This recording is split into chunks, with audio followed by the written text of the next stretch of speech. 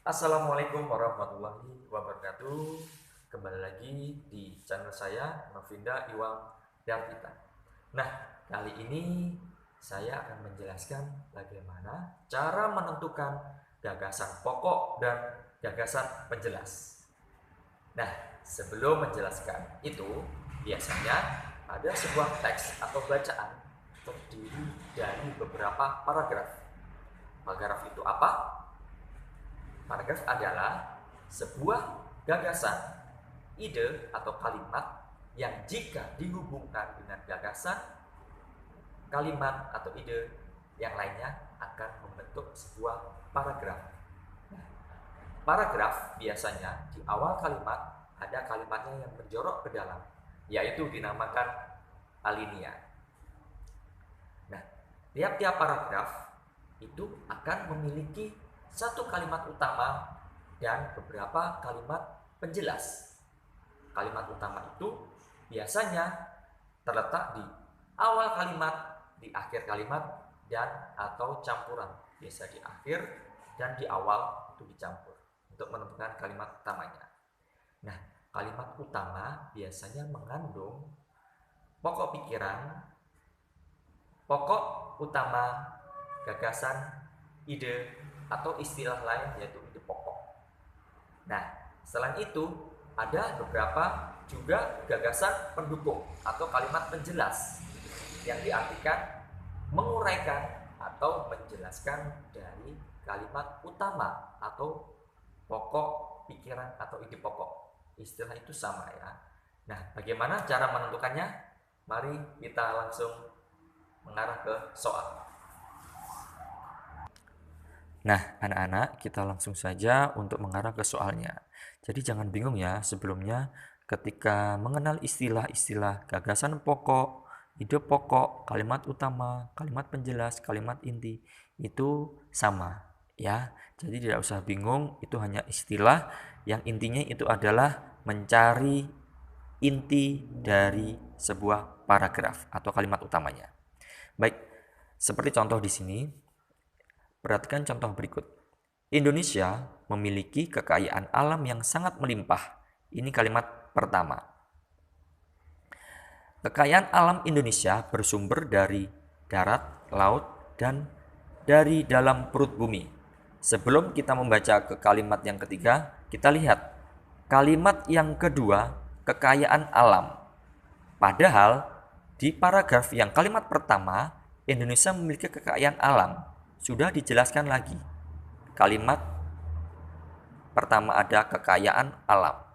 Di kalimat kedua ada penjelasan lagi kekayaan alam. Berarti kalimat yang kedua ini pasti mengacu atau menguraikan dari kalimat yang pertama. Ya. Dibaca lagi, Indonesia memiliki kekayaan alam yang sangat melimpah.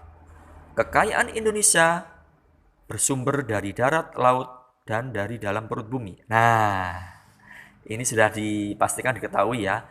Kalimat yang kedua ini menguraikan atau masih menjelaskan dari kalimat yang pertama. Coba kita lihat kalimat yang ketiga. Kekayaan alam yang bersumber dari darat contohnya. Nah, ini menjelaskan dari kalimat kedua dan kalimat yang pertama. Nah, tidak usah dibaca lagi sampai habis ya, langsung dilihat lagi. Yang kalimat keempat, kekayaan alam yang bersumber dari laut. Nah, yang ini dari darat, yang ini kekayaan dari laut. Dan yang ini kalimat yang terakhir, kekayaan alam yang bersumber dari dalam perut bumi. Ini semua dari kalimat kedua, ketiga, keempat, kelima masih mengacu atau menguraikan dari kalimat yang pertama. Indonesia memiliki kekayaan alam yang sangat melimpah. Jadi bisa dipastikan kalimat utama atau ide pokok atau pokok pikiran atau gagasan pokok yang istilahnya banyak itu dalam paragraf ini bisa dipastikan intinya adalah Indonesia memiliki kekayaan alam yang sangat melimpah. Jadi gagasan pokok atau ide pokoknya adalah kalimat yang pertama. Baik, lanjut ke soal berikutnya. Baik, ini kita langsung contoh yang lebih banyak kalimatnya ya. Ada 3 paragraf disebut alinea ya. Paragraf yang pertama ada alineanya, paragraf yang kedua ada alineanya yang menjorok, dan paragraf ketiga ada alineanya. Ya, baik. Langsung saja. Paragraf yang pertama. Ketika kita mendengarkan kata tortor Batak, maka kita akan membayangkan sekelompok orang Batak yang menari marotor dengan diiringi seperangkat alat musik tradisional gondang sebangunan dengan gerakan tari yang riang, gembira, melenggak-lenggok yang monoton. Tari tortor diadakan pada sebuah pesta suka maupun duka di wilayah Tapanuli. Kalimat yang pertama. Kalimat yang kedua, kita lihat ya. Jadi yang kalimat pertama tadi menjelaskan tari tortor. Apakah ini menjelaskan kalimat yang pertama? Kita baca. Tari tortor ini juga sangat terkenal sampai ke penjuru dunia. Ini terbukti dari banyaknya turis mancanegara maupun lokal yang ingin belajar tarian ini. Masih menjelaskan ya, menjelaskan tari tortor tapi sampai ke penjuru dunia. Jadi masih menjelaskan tari tortor. Kalimat yang ketiga. Hal tersebut dikarenakan masyarakat Batak yang pergi merantau dengan bangga selalu menampilkan tari tortor Sumatera Utara dalam acara perhelatannya. Jadi sangat dipastikan kalimat utamanya adalah di awal kalimat.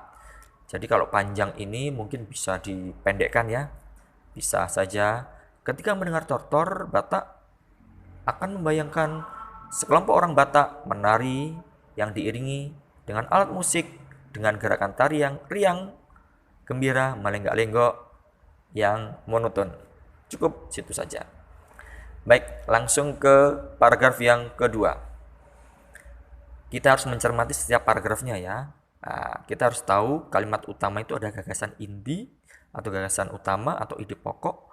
Apakah di kalimat yang kedua, ketiga, keempat masih menguraikan? Atau bisa saja kalimat yang pertama itu hanya uraian.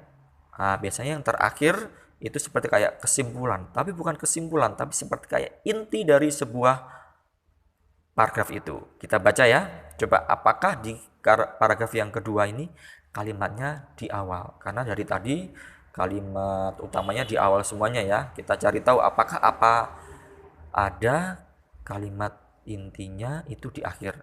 Ya, kita baca. Tari tortor merupakan salah satu jenis tari yang berasal dari suku Batak di Pulau Sumatera. Kalimat pertama. Sejak sekitar abad ke-13, tari tortor sudah menjadi budaya suku Batak. Nah, kalimat pertama tadi menjelaskan berasal dari mana? Dari Sumatera. Dan ini dijelaskan lagi enggak? Sejak sekitar abad ke-13, tari tortor sudah menjadi budaya suku Batak. Nah, ini masih menjelaskan ya, karena Batak itu berada di Sumatera ya. Oke, apa kalimat yang ketiga masih menguraikan lagi? Coba kita baca. Perkiraan tersebut dikemukakan oleh mantan anggota Anjungan Sumatera Utara 1973, 2010 dan pakar tari tortor. Nah, ini masih menjelaskan ya. Nah, ini pasti ini penjelas, bukan kalimat utama. Coba kita baca kalimat yang keempat. Dulunya tradisi tortor hanya ada dalam kehidupan masyarakat suku Batak yang berada di kawasan Samosir, kawasan Toba, dan sebagian kawasan Humbang. Nah, masih menjelaskan lagi ya. Di kawasan Pahe atau kalimat yang terakhir dikenal dengan tarian gembira dan lagu berpantun yang disebut tumba atau juga biasa disebut Pohai Domula Ni Tumba. Jadi pasti dipastikan ini kalimat utamanya berada di awal kalimat.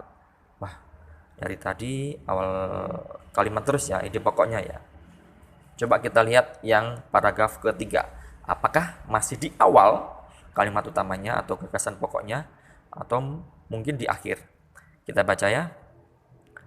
Sebelumnya, tarian ini biasanya digunakan pada upacara ritual yang dilakukan oleh beberapa patung yang terbuat dari batu yang sudah dimasuki roh, kemudian patung besar tersebut akan menari. Oke, kita simpan ya. Kita ingat dulu, ini masih menjelaskan ritual ya. Ritual tari tortor tadi. Kalimat yang kedua. Sekarang ini tari tortor menjadi sebuah seni budaya bukan lagi menjadi tarian yang lekat hubungannya dengan dunia roh. Oh, ini ada penjelasan lagi. Penjelasan lagi tapi tidak mengarah ke yang dimasuki roh, tapi mengarah menjadi seni budaya, bukan lagi tarian yang lekat dengan hubungannya dengan roh. Ini beda penjelasan kalimat yang pertama tadi ya, tapi ini sebuah perbedaan penjelasan. Coba kita lihat yang kalimat yang ketiga.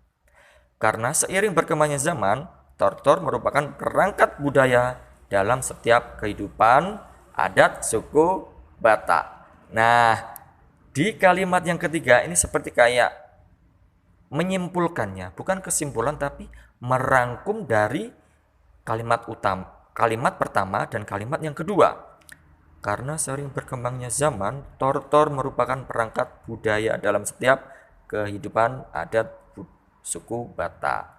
Jadi ini kita baru menemukan ya, kalimat utama atau gagasan pokok berada di akhir. Karena merangkum dari uraian-uraian dan dirangkum menjadi gagasan utamanya. Jadi kalau Pak Iwang ambil gagasan pokoknya, seiring berkembangnya zaman, tortor merupakan perangkat budaya yang dalam setiap kehidupan ada suku Batak. Nah, jadi cara menentukan kalimat utama dan kalimat penjelasnya memang harus benar-benar teliti anak-anak ya. Jadi kita melihat dulu apakah kalimat pertama ini bisa dijabarkan lebih panjang lagi. Nah, atau bisa mungkin juga penjabaran atau uraian-uraian dan terakhirnya itu sebagai kalimat intinya atau inti dari penjelasan. Jadi kuncinya harus sering-sering membaca untuk menentukan gagasan pokok atau gagasan penjelas. Nah, itu tadi ya penjelasan dari Pak Iwang, semoga bermanfaat, bisa dipelajari di rumah, karena dalam soal menentukan gagasan pokok atau gagasan penjelas ini masih akan sering keluar di kelas 5, di kelas 6, bahkan di soal-soal ujian akhir di kelas 6 ini sering keluar. Jadi harus latihan membaca, sering membaca dan teliti dalam setiap kalimatnya. Sekian dulu dari Pak Iwang. Wassalamualaikum warahmatullahi wabarakatuh.